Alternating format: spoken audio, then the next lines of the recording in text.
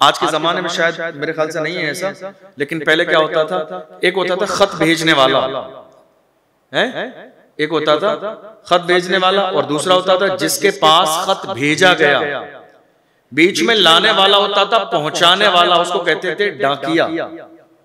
डाकू नहीं, डाकिया, ठीक है, जिसका काम होता था एक जगह से खत दूसरी जगह पहुंचाना। अब उस खत के अंदर गम की खबर है या खुशी की? क्या डाकिया जिम्मेदार है? बताइए आप। नहीं है ना, ऐसे थोड़ी गम की खबर पढ़ेंगे तो आप खत फाड़ने के बाद में पहले डाकिये को मारेंगे कि ये गम की खबर वाला खत लाया क्या है या नहीं? नहीं, उसका काम सिर्फ पहुंचाना है, उसका काम सिर्फ पहुंचाना है।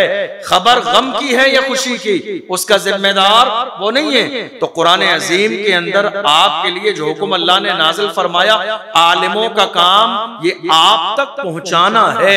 रब का फरमान है, अपने बंदों के लिए फरमाने, बीच में उलमा इकराम बताने वाले, उलमा इकराम बताने वाले। अब किसी चीज का आपको हुक्म दिया जा रहा है, किसी चीज से आपको रोका जा रहा है, तो इसमें उलमा का तो कसूर नहीं है ना। उलमा का काम है बस पैगाम पहुंचाना।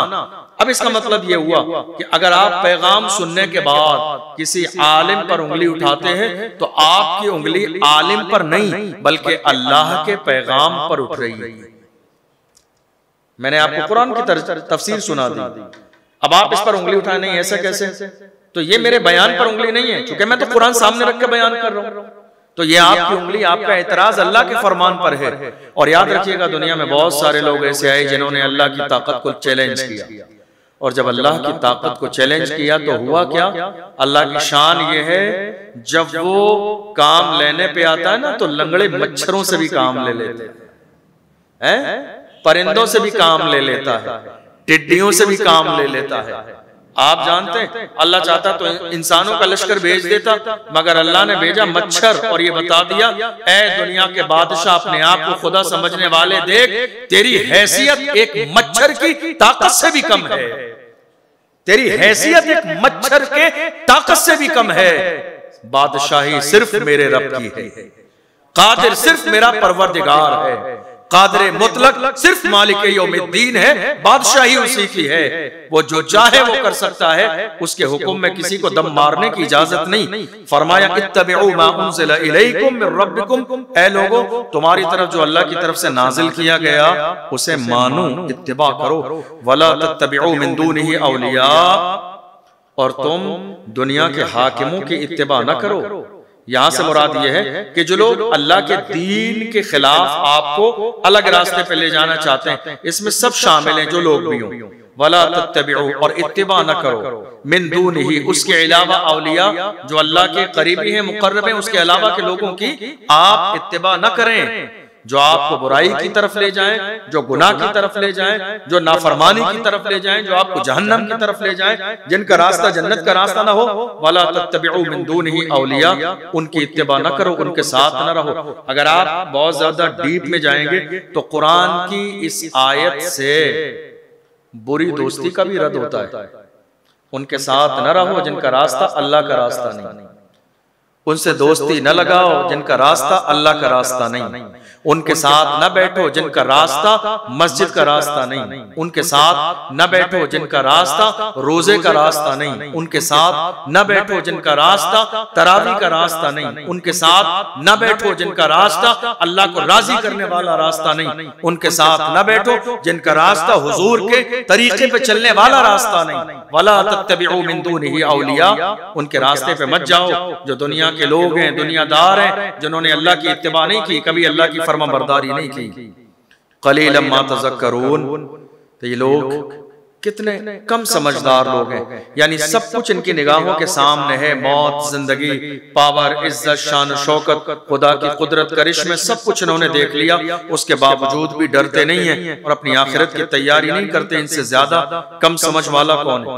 अब ये कहा गया, इसके बाद फरमाया अब अगर आप अमल नहीं करेंगे तो क्या होगा? अमल नहीं करेंगे तो क्या होगा?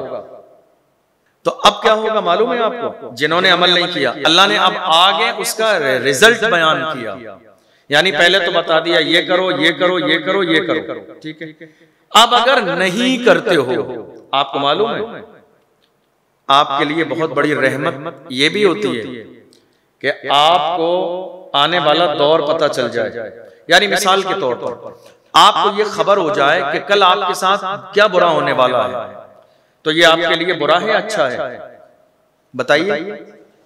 अच्छा है ना? अच्छा इसलिए है कि हम कल आने वाली परेशानी को अगर पता चल जाए तो आज हर मुमकिन कोशिश करेंगे उसको सही करने की। ऐसे ही कल आने वाली परेशानी का अगर हमें इल्म हो जाए तो हम आज कोशिश करेंगे कि किसी तरह हम उस परेशानी को दूर कर दें, वो परेशानी कल हमारी जिंदगी में नहीं आए। इसका मतलब ये हुआ कि कल आने वाली जो तकलीफ है उसके बारे में पता चल जाना, ये हमारे लिए बहुत बड़ी नेमत है। तो देखो अल्लाह की नेमत ये भी है, अल्लाह ने आपको ये भी बता दिया इत्तिबा करोगे तो तुम्हारे लिए जन्नत है, और अगर नाफरमानी करोगे तो तुम्हें जहन्नम के गड्ढे में डाल दिया जाएगा। अल्लाह ने बता दिया, ये बहुत बड़ी रहमत है। क्या बताया अल्लाह ने? सुनिए, अल्लाह फरमाता है वकम मिन क़रियतिन अहलकनाहा फजाअहा बअसुना बयातन औ हुम क़ाइलून। तो कितनी बस्तियां ऐसी हैं, वकम मिन क़रियतिन, कितनी बस्तियां ऐसी हैं अहलकनाहा, जिनको हमने हलाक कर दिया। अल्लाह फरमा रहा वकम मिन क़रियतिन अहलकनाहा, कितनी बस्तियां ऐसी हैं जिन बस्तियों को हमने हलाक कर दिया, तबाह बर्बाद कर दिया, उनकी सरकशी की वजह से, इत्तिबा न करने की वजह से, बात न मानने की वजह से। उन कौमों में पैगंबर तो भेजे गए लेकिन उन्होंने अपने नबी की बात न मानी, इसीलिए बस्ती की बस्ती उजाड़ दी गई, कितनी बस्तियां तहस नहस कर दी गई, कितनी बस्तियां बाज़ाब्ता पलट दी गई। अल्लाह फरमाता वकम मिन क़रियतिन अहलकनाहा, कितनी बस्तियां ऐसी हैं जिनको हमने हलाक कर दिया। फजाअहा बअसुना बयातन औ हुम क़ाइलून, तो उन पर अजाब आया रात के वक्त में या तो दोपहर के वक्त। बयातन और क़ाइलून कहा, बयात कहते हैं ये जो है रात के वक्त, और क़ाइल जो है ना ये क़ाइलून, ये कैलूला से है, कैलूला के वक्त। यानी ये दोनों वक्त, या तो रात का वक्त या दोपहर का वक्त, यानी इंसान खाना खाने के बाद आराम के लिए लेटता है। तो अब जब इंसान की नियत आराम करने की होती है ना, तो वो ऐसा थोड़ी है कि हजार बातें सोचता है। बिस्तर पे लेट के नियत आराम करने की है तो बस वो आराम करेगा। यानी आराम करने का मतलब होता है कि दुनिया की तमाम फिक्रों से दूर, तमाम टेंशनों से दूर। तो अल्लाह ने दोनों का जिक्र किया कि हमने अजाब रात में भेजा और दोपहर के आराम करने के वक्त। इसका मतलब यह हुआ कि हमने उनके पास अजाब ऐसे वक्त में भेजा कि उनके वहमो गुमान में भी नहीं था कि अजाब आ सकता है। समझ रहे हैं आप गुनाह करने के बाद ये नहीं सोचिए कि कयामत बहुत दूर है। ये जरूरी नहीं कि इकट्ठी कयामत आए, आपके गुनाह की वजह से तन्हा कयामत आपके दरवाजे पर भी आ सकती है। कयामत आपकी जिंदगी में भी टूट सकती है। गुनाह करने के बाद ये मत सोचिए कयामत बहुत दूर है, ये मत सोचिए मेरा क्या हो जाएगा। नहीं, अल्लाह जब पकड़ करने पे आता है, कुरान में 30वें पारे में इन्न बत्श रब्बिका लशदीद, डरते रहो, इसलिए कि अल्लाह की पकड़ बहुत सख्त है। जब वो ढील देने पे आता है तो फिरौन जैसे भी खुदाई का दावा कर देते हैं, लेकिन जब वो पकड़ने पे आता है तो बड़े बड़े इबादत गुजार भी पकड़ लिए जाते हैं। कोई तखसीस नहीं है इसमें कि ये खास है ये खास है। अल्लाह के यहाँ खास वही है जो मुस्तफा के तरीके पे अमल करने वाला। अल्लाह के यहाँ खास वही है जो हुजूर की सुन्नतों पे अमल करने वाला है। अल्लाह के यहाँ खास वही है जो अल्लाह के हुक्म पर अमल करने वाला है। तो अल्लाह ने फरमाया, ऐ लोगों, कितनी बस्तियां ऐसी हैं जिनको हमने हलाक कर दिया, तबाह बर्बाद कर दिया, उनके निशानात मिटा दिए गए। आज उनका जिक्र भी मौका नहीं है। वो सोचते थे हमारे ऊपर अजाब नहीं आएगा, और नबियों से कहते थे अगर अल्लाह है अजाब भेजने वाला तो लेकर आओ अजाब, हम नहीं मानते तुम्हारी बात। आप जानते हैं नाफरमानी कभी जिंदगी में रंग नहीं लाती है। नाफरमानी चाहे आपके वालिदैन की हो, नाफरमानी माँ की हो, बाप की हो, आपके दोस्त की हो, आपके अपने अजीज की हो, अपने उलमा की हो, किसी की भी नाफरमानी हो कभी आपकी जिंदगी में खुशियां नहीं लाती है। और सबसे बड़ी नाफरमानी तो अल्लाह और रसूल की नाफरमानी। तो नाफरमानी जहां जहां पाई जाएगी वहां वहां इंसान के लिए मुसीबत पाई जाएगी। नाफरमानी जब भी आप जिंदगी में करेंगे, अल्लाह की ये सारी चीजें नोट की जाएंगी।